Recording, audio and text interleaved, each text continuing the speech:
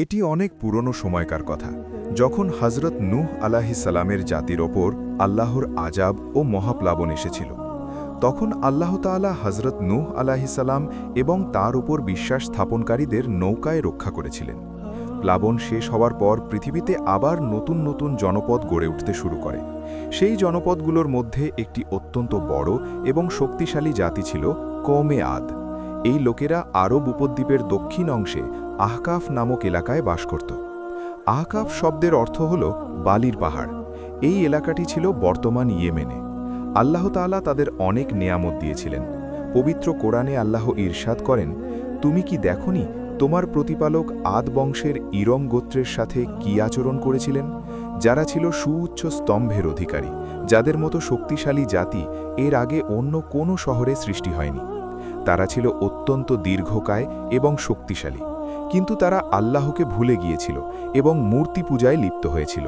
তাদের প্রধান তিনটি মূর্তির নাম ছিল সাদা, সামুদা এবং হাবা। তারা এগুলোর সামনে মাথা নত করত এবং মহান আল্লাহকে ভুলে গিয়েছিল। আল্লাহ তাদের হেদায়েতের জন্য একজন নাবী পাঠালেন, যার নাম ছিল হজরত হুদ আলাইহিসসালাম। হুদ আলাইহিসসালাম নিজে ওই জাতির মধ্যেই জন্মগ্রহণ করেছিলেন। লোকেরা তাকে চিনত এবং তার সত্যবাদিতা ও আমানতদারি সম্পর্কে জানত। একদিন হুদ আলাইহিসসালাম যখন জাতিকে দাওয়াত দিতে শুরু করলেন, তখন তারা অবাক হয়ে গেল যে কিভাবে কেউ তাদের সাথে এমন কথা বলতে পারে। তাদের নেতারা বলল, হুদ, তুমি কি আমাদের কাছে নতুন কোনো বার্তা নিয়ে এসেছ? তুমি কি চাও আমরা আমাদের বাপদাদার ধর্ম ছেড়ে দিই? হুদ আলাইহিসসালাম বললেন, আমি তোমাদের সেই সত্তার দিকে আহ্বান করছি যিনি তোমাদের সৃষ্টি করেছেন। তারা অহংকারের সাথে বলল, আমাদের বিশাল শরীর দেখে কি তুমি আন্দাজ করতে পারছো না আমরা কতটা শক্তিশালী? আমাদের চেয়ে শক্তিশালী আর কে আছে? যদি কোনো আজাব আসার থাকে তবে তা নিয়ে এসো, আমরা তা রুখে দেব। তারা হুদ আলাইহিসসালামকে বিদ্রূপ করত। এরপর শুরু হলো পরীক্ষার পালা। 1 বছর কেটে গেল, কিন্তু বৃষ্টি হলো না। দ্বিতীয় বছর গেল, তবুও বৃষ্টির দেখা নেই। তৃতীয় বছর যখন এলো, তখন মাটি শুকিয়ে গেল, ক্ষেত খামার মরুভূমি হয়ে গেল এবং গবাদি পশু মরতে শুরু করল। কওমে আদ দুশ্চিন্তায় পড়ে গেল। তারা হুদ আলাইহিসসালামের কাছে এসে বৃষ্টির জন্য আর্জি জানালো, কিন্তু তাদের অবাধ্যতা কমেনি। শেষ পর্যন্ত তারা সিদ্ধান্ত নিল মক্কায় কিছু লোক পাঠাবে, যাতে সেখানে বৃষ্টির জন্য দোয়া করা যায়। তারা তাদের 4 জন নেতাকে মক্কায় পাঠালো, যাদের মধ্যে একজন ছিল কাইল বিন আঞ্জ। তারা মক্কায় পৌঁছে একজন বুজুর্গের দেখা পেল। তিনি বললেন, তোমরা আগে নিজেদের গুনাহ থেকে তওবা করো এবং তোমাদের কাছে যে নবী এসেছেন তার ওপর ঈমান আনো।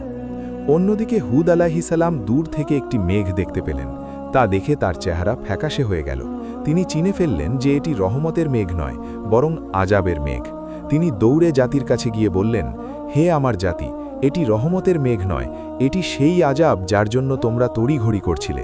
এতে এমন এক ঝড় আছে যা তোমাদের ধ্বংস করে দেবে। লোকেরা হুদ আলাইহিসসালামের কথা শুনে হাসতে লাগল। তারা বলল, হুদ, তুমি পাগল হয়ে গেছো, এটি বৃষ্টির মেঘ, দেখো এটি কত ঠান্ডা আর সুন্দর।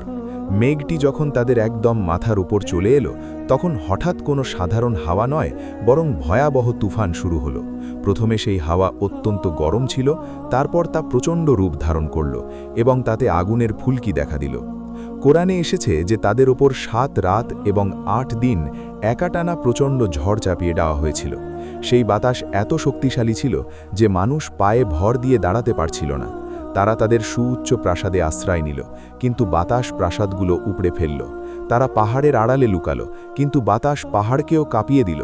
তারা মাটিতে আছড়ে পড়ল। কোরআনে বলা হয়েছে, তারা এমনভাবে পড়েছিল যেন খেজুর গাছের পুপড়ানো কাণ্ড। বাতাস তাদের তুলে তুলে পাথরের ওপর আছাড় মারছিল এবং তাদের দেহ ছিন্ন ভিন্ন হয়ে যাচ্ছিল।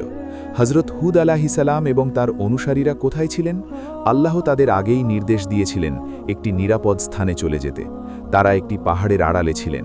আজাব তাদের পাশ দিয়ে চলে যাচ্ছিল, কিন্তু তাদের স্পর্শও করতে পারছিল না। হুদ আলাইহিসসালাম কাঁদছিলেন এবং বলছিলেন, হায় আমার জাতি, যদি তোমরা ঈমান আনতে। আল্লাহ বললেন, হুদ, তারা নিজেরাই নিজেদের ওপর জুলুম করেছে। লোকেরা হুদ আলাইহিসসালামের কথা শুনে হাসতে লাগল। তারা বলল, হুদ, তুমি পাগল হয়ে গেছ, এটি বৃষ্টির মেঘ, দেখো এটি কত ঠান্ডা আর সুন্দর। মেঘটি যখন তাদের একদম মাথার ওপর চলে এলো, তখন হঠাৎ কোনো সাধারণ হাওয়া নয়, বরং ভয়াবহ তুফান শুরু হলো। প্রথমে সেই হাওয়া অত্যন্ত গরম ছিল, তারপর তা প্রচণ্ড রূপ ধারণ করল এবং তাতে আগুনের ফুলকি দেখা দিল। কোরআনে এসেছে যে তাদের ওপর 7 রাত এবং 8 দিন একটানা প্রচণ্ড ঝড় চাপিয়ে দেওয়া হয়েছিল। সেই বাতাস এত শক্তিশালী ছিল যে মানুষ পায়ে ভর দিয়ে দাঁড়াতে পারছিল না। তারা তাদের সুউচ্চ প্রাসাদে আশ্রয় নিল, কিন্তু বাতাস প্রাসাদগুলো উপড়ে ফেলল। তারা পাহাড়ের আড়ালে লুকালো, কিন্তু বাতাস পাহাড়কেও কাঁপিয়ে দিল। তারা মাটিতে আছড়ে পড়ল। কোরআনে বলা হয়েছে তারা এমনভাবে পড়েছিল যেন খেজুর গাছের উপড়ানো কাণ্ড। বাতাস তাদের তুলে তুলে পাথরের ওপর আছাড় মারছিল এবং তাদের দেহ ছিন্ন ভিন্ন হয়ে যাচ্ছিল। হুদ আলাইহিস সালাম এবং তার অনুসারীরা কোথায় ছিলেন? আল্লাহ তাদের আগেই নির্দেশ দিয়েছিলেন একটি নিরাপদ স্থানে চলে যেতে। তারা একটি পাহাড়ের আড়ালে ছিলেন। আযাব তাদের পাশ দিয়ে চলে যাচ্ছিল, কিন্তু তাদের স্পর্শও করতে পারছিল না। হুদ আলাইহিস সালাম কাঁদছিলেন এবং বলছিলেন, হায় আমার জাতি, যদি তোমরা ঈমান আনতে। আল্লাহ বললেন, হুদ, তারা নিজেরাই নিজেদের ওপর জুলুম করেছে। অষ্টম দিনে বাতাস থেমে গেল। হুদ আলাইহিস সালাম বাইরে বেরিয়ে দেখলেন পুরো শহর জনশূন্য ও ধ্বংসস্তূপে পরিণত হয়েছে। সুউচ্চ প্রাসাদগুলো ধ্বংসাবশেষে পরিণত হয়েছে এবং চারদিকে মানুষের কঙ্কাল পড়ে আছে। হুদ আলাইহিস সালাম ও তার সাথীরা ছাড়া কেউ বেঁচে নেই। কোরআনে বলা হয়েছে, আমি হুদ ও তার সাথীদের আমার রহমতে বাঁচিয়ে দিয়েছি এবং তাদের সমূলে ধ্বংস করেছি যারা আমার আয়াতকে অস্বীকার করেছিল। আজও আরবের দক্ষিণাঞ্চলে সেই আহকাফ এলাকা রয়েছে। সেখানে অনেক পুরনো ধ্বংসাবশেষ পাওয়া যায়, যাগুলোকে কওমে আদের অবশিষ্টাংশ বলা হয়। মাঝে মধ্যে বালির নিচে বিশাল আকৃতির হাড়গোড় পাওয়া যায়। এটিই ছিল কওমে আদের ঘটনা। আল্লাহ আমাদের এই ঘটনা থেকে শিক্ষা নেওয়ার তৌফিক দান করুন। আমিন।